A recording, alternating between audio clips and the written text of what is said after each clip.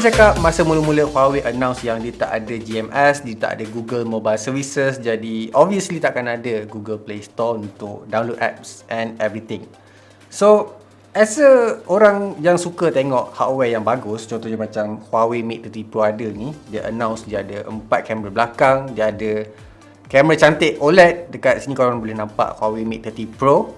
Lepas tu dia ada bateri 4500 mAh kot. Mana flagship except ROG phone. Untuk flagship yang cantik macam ni lah, so aku rasa agak sayang. But aku nampak ada satu video kat dalam YouTube kata kau boleh transfer phone lama, contohnya macam aku phone ni, phone lama aku nak transfer kepada Huawei Mate 30 Pro, boleh je guna app clone. So korang mungkin cakap tak nak lah korang beli Huawei Mate 30 Pro, lepas tu tiba-tiba dapat tahu apps korang biasa guna tak boleh install dalam ni kan.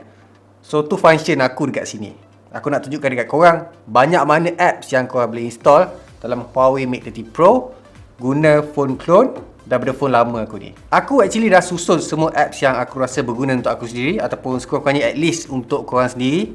Dalam semua folder yang aku tunjukkan dekat korang sekarang, ada social. Dekat sini korang boleh nampak aku ada WhatsApp, Facebook, WeChat, even Instagram.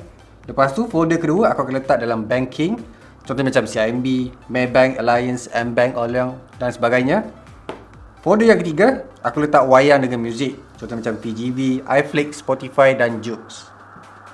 And then folder yang seterusnya, benda yang korang suka edits, Snapseed, Visco, Lightroom, Camera 360, even Beauty Cam. Lepas tu kita pergi dekat Shopee juga. Actually benda ni agak penting lah masa sekarang. Mudah nak main Lazada, Shopee, Uniqlo, Zalora, eBay, Taobao dan juga AliExpress. Next is travel, kalau korang pergi mana-mana ke, nak tengok nak pergi Airbnb ke, Traveloka, Klook, Booking.com. Lepas tu makanan yang biasa korang order, Starbucks, Foodpanda, KFC, T-Life, even Grab. Tapi bukan aku letak dalam food, tapi ada dalam next folder. And then navigation, obviously kalau korang bawa kereta, bawa motor ke, mestilah guna Maps kan. So aku ada Maps, Waze dan juga Soka untuk kalau kau nak sewa kereta. And then mestilah ada games juga kan, tapi aku tak install semua game lah, aku nak cepat sekarang ni. So aku akan install Call of Duty, Badlands, Breakneck, PUBG Mobile nanti aku install sebab tak ada lagi dalam ni. Nanti aku tunjuk boleh function atau tak.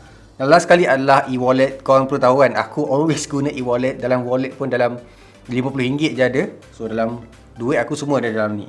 Ada Settle, Touch and Go, Grab dan juga Boost. So aku tak nak ambil masa korang lagi. Aku nak transfer semua aplikasi apps aku install dalam phone lama ni masuk dalam phone baru Huawei Mate 30 Pro. Sebab aku actually nak guna Huawei Mate 30 Pro ni, tapi bila tak ada apps yang aku nak, aku terpaksa juga buat macam ni kalau nak guna Huawei Mate 30 Pro.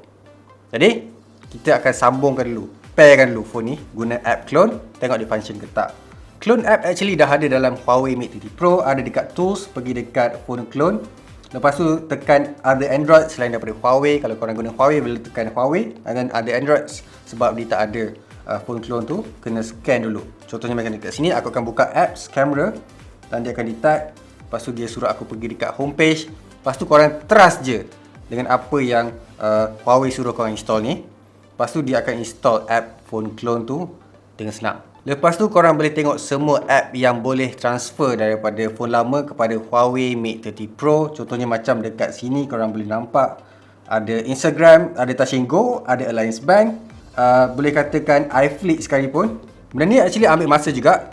So take your time guys untuk install semua apps ni. Nampak gayanya legit juga. Phone clone ni dia boleh transfer at least almost app, semua apps yang biasa aku guna. Contohnya macam Boost, aku nak transfer, aku nak bayar something. Lepas tu eBay, iFlix, Hotlink Red, aku biasa guna juga. Lepas tu WhatsApp, obviously aku nak communicate dengan korang ataupun aku punya client and everything. And then Maybank, CIMB, DG, U-Mobile, benda-benda yang bagi aku penting lah. Kalau korang rasa ada something yang tak boleh nak install, mungkin dia tak support lagi buat masa sekarang, macam aku tunjuk dekat korang, ada certain apps yang boleh, ada certain apps yang tak boleh. Tapi aku rasa dekat sini 80% yang aku guna boleh install. Tapi mungkin ada yang unsupported tu akan support in future. Kita nak tengok lah macam mana nanti. Yang biasa guna internet browser Google Chrome, yes, memang tak boleh nak transfer app tu, tapi boleh je guna Huawei punya browser. Lepas tu guna Google as search engine, bukan dia block terus dia boleh je guna macam biasa. Lepas tu orang yang biasa guna email juga ataupun Gmail, boleh je actually log in dekat email app ni. Just add account, dah nampak dah Google account dekat situ. Just tekan login macam biasa. Aku actually agak terkejut sebab aku ingatkan browser search engine memang dah tak boleh, email pun tak boleh. Tapi kau tengok dekat sini, semua email aku boleh load macam biasa je. Lepas tu boleh je search engine guna Google. Jadi macam okey lah nak Google as a daily driver. Lepas tu nak typing, yes, aku perlukan Gboard. Yang tu aku kena pergi dekat APK Mirror. Aku download je dekat situ. Lepas tu boleh guna macam biasa, balas WhatsApp, guna Google punya keyboard macam biasa guys. Anyway guys, aku rasa tu je lah kot. Aku rasa benda ni agak legit. Huawei produce awesome hardware. Contoh macam screen dekat depan ni. Lepas tu bateri besar 4500 mAh. Kamera nice kot. Ada 4 kamera, 40 megapiksel. Lepas tu dia yang pioneer, boleh kata night mode lah dekat mobile phone ni.